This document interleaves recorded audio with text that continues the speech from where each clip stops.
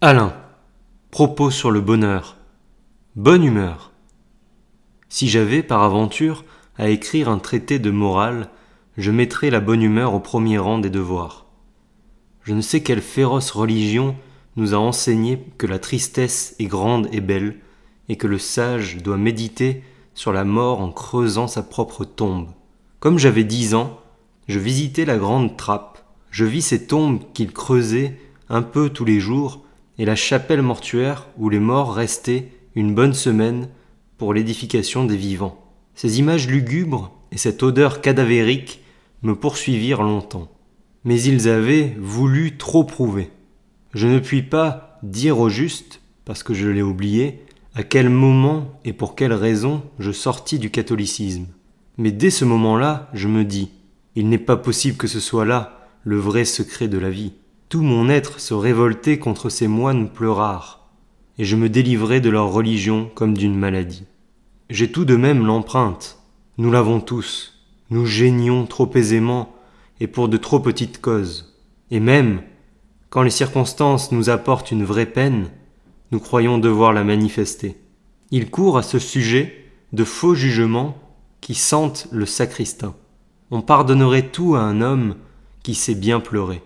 Aussi, il faut voir quelles tragédies sont jouées sur les tombes. L'orateur est comme brisé, et les mots sont pris dans sa gorge. Un ancien aurait pitié de nous. Il se dirait « Comment ? Ce n'est donc point un consolateur qui parle ?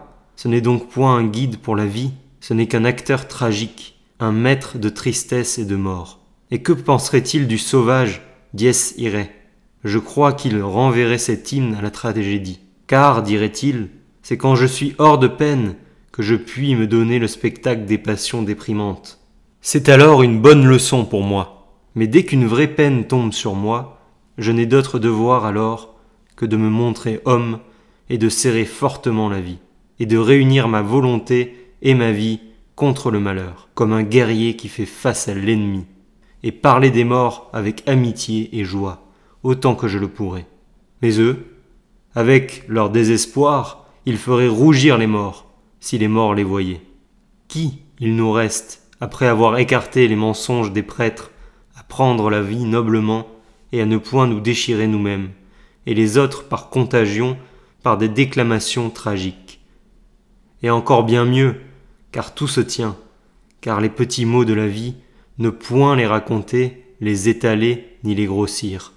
Être bon avec les autres et avec soi. Les aider à vivre, s'aider soi-même à vivre. Voilà la vraie charité. La bonté et joie, l'amour et joie.